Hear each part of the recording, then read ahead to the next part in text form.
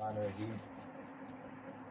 جیسا کہ آپ کو پتہ ہے کہ رمضان مبارک میں 10 رمضان فتح مکہ ہوا، اور فتح مکہ فتح مبین ہے اسلام کے لیے، اور اس کا ذکر سورہ فتح آیت نمبر 27 میں بھی ہے، اور اس طریقے سے اس کا ذکر سورۃ الحدید آیت نمبر 10 میں بھی ہے۔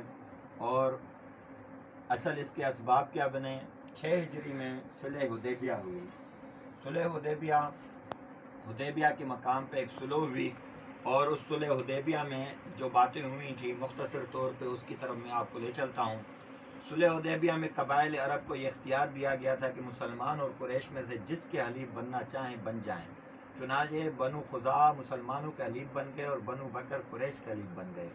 بنو خزاعہ اور بنو بکر میں بہت پرانے زمانے سے جنگیں چلتی آ رہی تھی، لیکن اب صلح نامے کی روح سے وہ ایک دوسرے پر حملہ آور نہیں ہو سکتے تھے۔ تقریباً 1.5 سال تک تو دونوں طرف سے معاہدے پر عمل ہوتا رہا، لیکن اس کے بعد بنو بکر کی نیت بگڑی اور بنو خزاعہ پر حملہ کر دیا۔ قریش مکہ کا فرض تھا کہ وہ اپنے حلیف بنو بکر کو اس ارادے سے باز رکھتے، لیکن قریش نے الٹا بنو بکر کی مدد کی اور حملے میں شریک ہوئے۔ عمر بن سالم 40 افراد پر مشتمل ایک وفد لے کر مدینہ پہنچے، اور آپ صلی اللہ علیہ وسلم سے قریش کی مکہ کی عہد شکنی اور مظالم کی شکایت کی، اور آپ صلی اللہ علیہ وسلم سے مدد طلب کی۔ حضور صلی اللہ علیہ وسلم نے قریش کے پاس پیغام بھیجا، 3 باتوں میں سے ایک کا اختیار کر لیں۔ بنو خزاعہ کے مقتولین کی دیت ادا کر دیں، بنو بکر کے معاہدے سے علیحدگی اختیار کر لیں، معاہدہ حدیبیہ کے منسوخ ہونے کا اعلان کر دیں۔ قرطہ بن عمر نے قریش کی طرف سے جواب دیتے ہوئے کہا کہ ہم تیسری بات اختیار کرتے ہیں، یعنی معاہدہ حدیبیہ کو منسوخ کر دیں، ختم کر دیتے ہیں۔ چنانچہ قاصد ان کے جواب لے کر مدینہ واپس ہوا۔ قاصد کی روانگی کے بعد قریش کی اپنی حمایت پر ندامت پر پریشانی ہوئی۔ قریش نے ابو سفیان کو تجدید معاہدہ، ابو سفیان اس وقت تک مسلمان نہ ہوئے تھے، آپ صلی اللہ علیہ وسلم کی خدمت میں روانہ کیا۔ ابو سفیان نے مسجد نبوی میں حاضر ہو کر آپ صلی اللہ علیہ وسلم سے تجدید معاہدہ کی بات کی۔ آپ صلی اللہ علیہ وسلم نے اس کو جواب نہ دیا۔ پھر وہ حضرت ابو بکر کے پاس آیا، انہوں نے فرمایا میں کچھ نہیں کر سکتا۔ پھر وہ مایوس ہو کر حضرت عمر کے پاس آیا اور سفارش کے لیے کہا۔ حضرت عمر نے فرمایا کیا میں تیری سفارش کروں؟ اللہ کی قسم اگر میرے پاس صرف ایک تنکا ہی ہو تو میں اس کے ساتھ تمہارے خلاف جہاد کروں۔ وہاں سے مایوس ہو۔ یہ ایک چیز اس میں سمجھ لیں کہ کفار بھی حضور صلی اللہ علیہ وسلم کے بعد اگر مسلمانوں کے نمائندہ اور سردار سمجھتے تھے تو وہ حضرت ابو بکر صدیق کو سمجھتے تھے، اس کے بعد حضرت عمر کو سمجھتے تھے۔ تبھی ابو سفیان نے اگر امت میں کسی کو بڑا سمجھا حضور صلی اللہ علیہ وسلم کے بعد تو ابو بکر کو سمجھا، پھر عمر کو سمجھا۔ بالآخر وہ مایوس ہو کر حضرت علی کے پاس آیا، اور حضرت علی نے فرمایا رسول اللہ صلی اللہ علیہ وسلم نے جو ارادہ فرما چکے ہیں، اب کسی کو یہ جرت نہیں کہ وہ آپ صلی اللہ علیہ وسلم کے اس کے سلسلے میں گفتگو کر سکے۔ چنانچہ ابو سفیان نے مسجد نبوی میں کھڑے ہو کر خود ہی یک طرف طور پر اعلان کر دیا کہ لوگوں میں نے صلح کروا دی، اور یہ کہہ کر مکہ روانہ ہو گیا۔ اہل مکہ کو جب یہ حالات معلوم ہوئے تو انہوں نے کہا اس اعلان کا تو کوئی فائدہ نہیں۔ رسول اللہ صلی اللہ علیہ وسلم ابو سفیان کی واپسی کے بعد فتح مکہ کی تیاری شروع کر دی، اور صحابہ سے فرمایا اس کو پوشیدہ رکھیں، اس کا اعلان نہیں ہونا چاہیے۔ بدری صحابہ کی بخشش کر دی گئی۔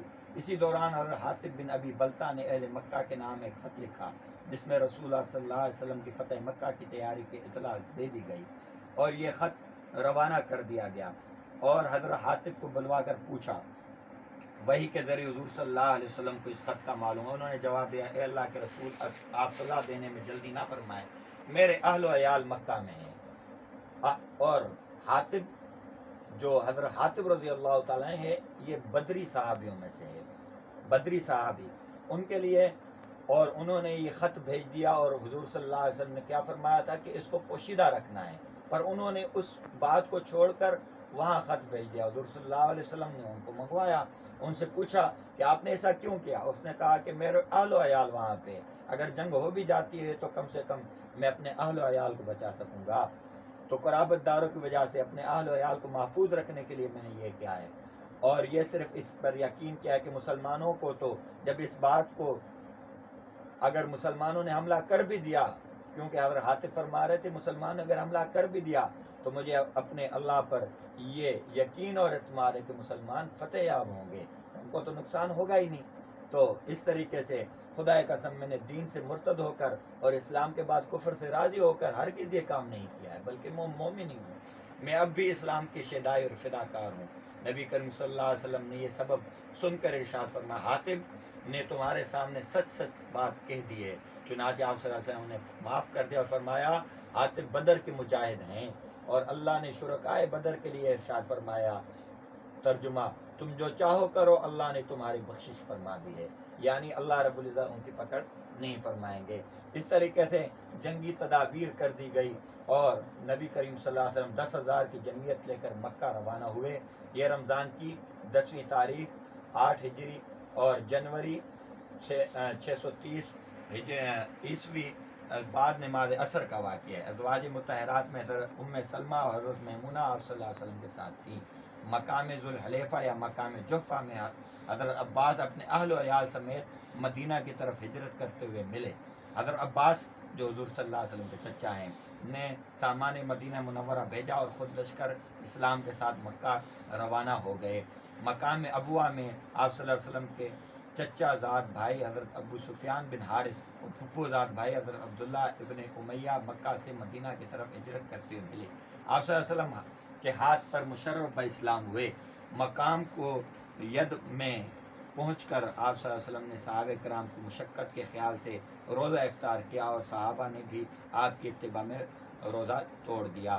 مقام کویت سے چل کر عشاء کے وقت اسلامی لشکر مراؤ زہر میں آ پہنچا اور وہاں پڑاؤ ڈالا۔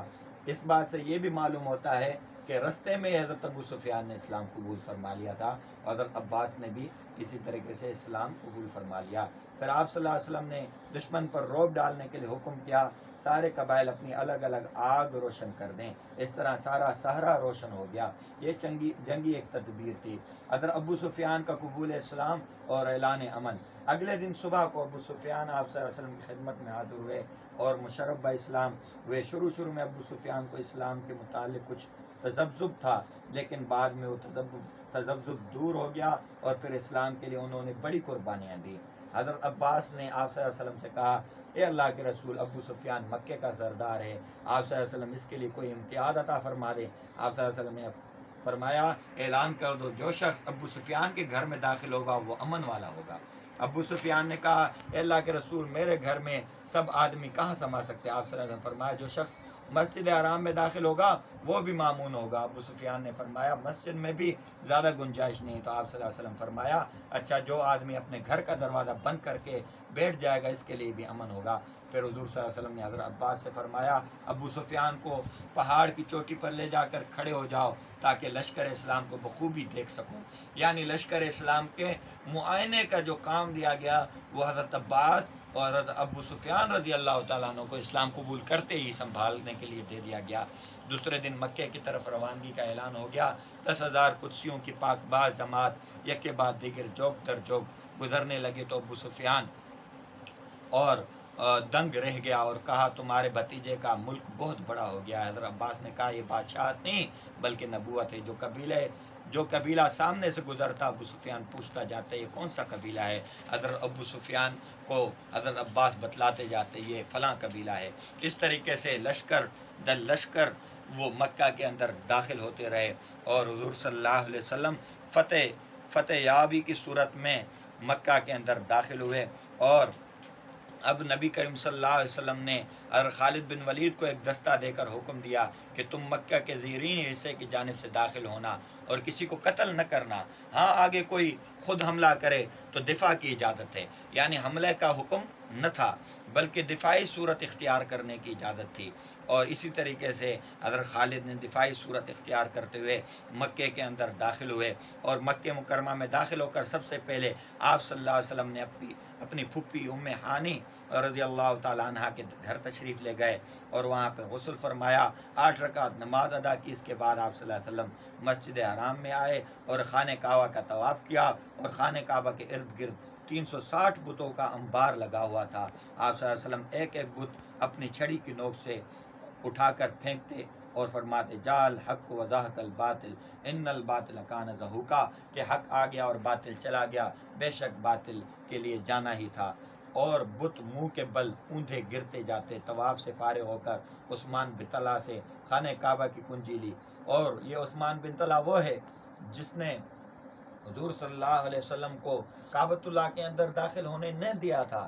عثمان بن طلحہ نے چابی نہ دی تھی جب عمرۃ القضاء کیا تھا حضور صلی اللہ علیہ وسلم، اس وقت اندر کعبے کے اندر داخل ہونے نہ دیا تھا، پر ابھی حضور صلی اللہ علیہ وسلم فاتح ہو کر جب مکہ کے اندر داخل ہوئے تو عثمان بن طلحہ یہ گھبرا گئے تھے کہ پتہ نہیں میرے ساتھ کیا معاملہ ہوگا، میں نے تو حضور صلی اللہ علیہ وسلم کے ساتھ یہ اخلاق اپنائے تھے کہ حضور صلی اللہ علیہ وسلم کو چابی تک بھی نہ دی تھی اور کعبے کے اندر داخل بھی ہونے نہیں دیا تھا۔ تو صحابہ نے جیسے عثمان بن طلحہ سے چابی لی تو حضور صلی اللہ علیہ وسلم اندر داخل ہوئے اور واپس آ کر، اور عثمان بن طلحہ سوچ رہے تھے کہ مجھے کوئی سزا ملے گی، مجھے کوئی تعزیر ہوگا اس چیز پر کہ میں نے حضور صلی اللہ علیہ وسلم سے پہلے عمرۃ القضاء کے وقت پہ یہ معاملہ کیا تھا کہ چابی تک بھی نہ دی تھی۔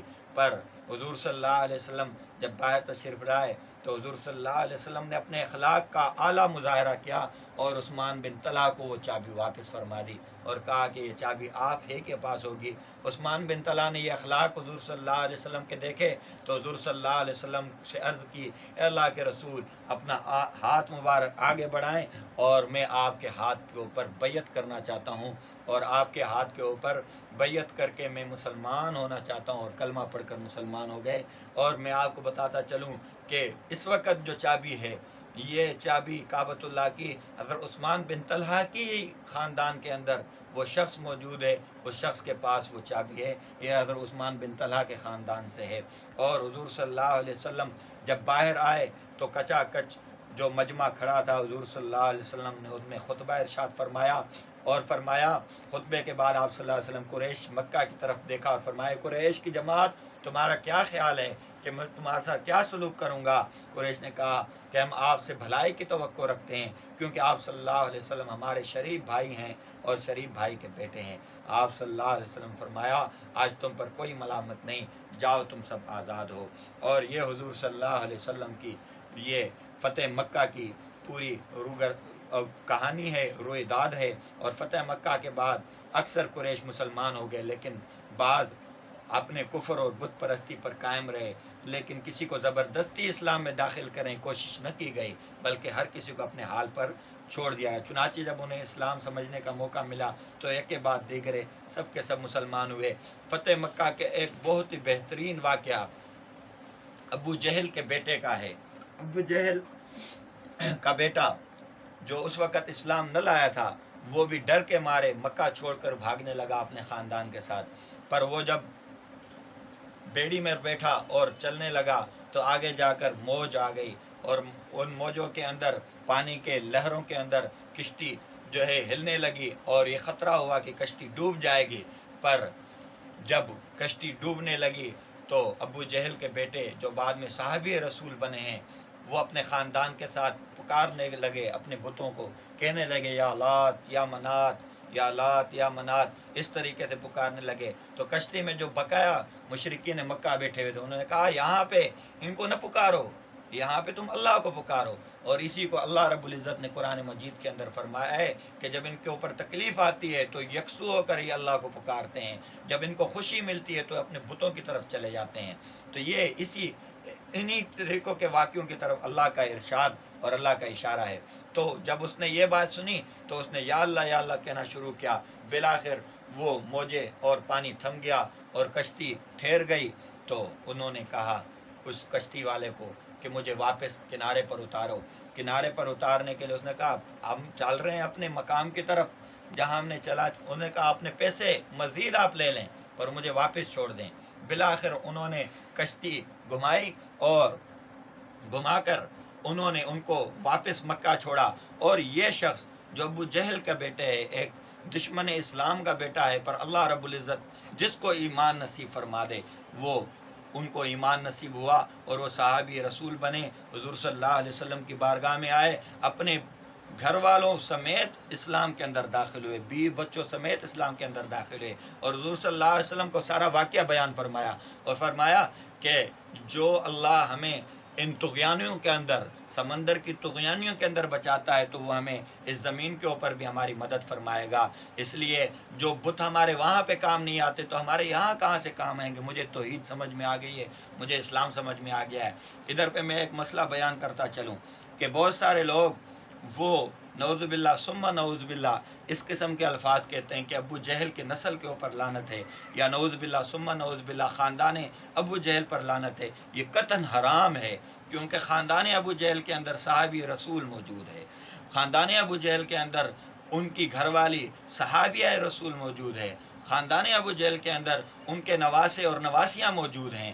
تو خدا را کسی بھی لعنت کرنے کے لیے یا کوئی بھی ایسا قدم اٹھانے کے لیے تھوڑی نظر آپ لمبی کیا کریں، تاکہ آپ کو پتہ پڑے کہ ایسا تو نہیں ہے کہ آپ جو ہیں سراسر کفر کر رہے ہیں، سراسر گمراہی کے اندر جا رہے ہیں۔ تو کسی بھی شخص اس شخص کے کردار کے اوپر لعنت کر سکتے ہیں، خود اس کی ذات کے اوپر لعنت کر سکتے ہیں، خاندان کے اوپر لعنت نہ کیا کریں۔ ہو سکتا ہے ان کے خاندانوں کے اندر بھی کوئی بزرگ ہوں، ان کے خاندانوں کے اندر بھی کوئی صحابی رسول ہو۔ تو ابو جہل کے خاندان میں یہ عظیم ترین صحابی رسول ہے جو پورے خاندان کے ساتھ فتح مکہ کے موقع پر اسلام قبول کیا۔ اللہ رب العزت مجھے اور آپ کو اسلام کو سمجھنے اور اسلام کے اوپر عمل کرنے کی توفیق عطا فرمائے۔ وآخر دعوانا الحمدللہ رب العالمین۔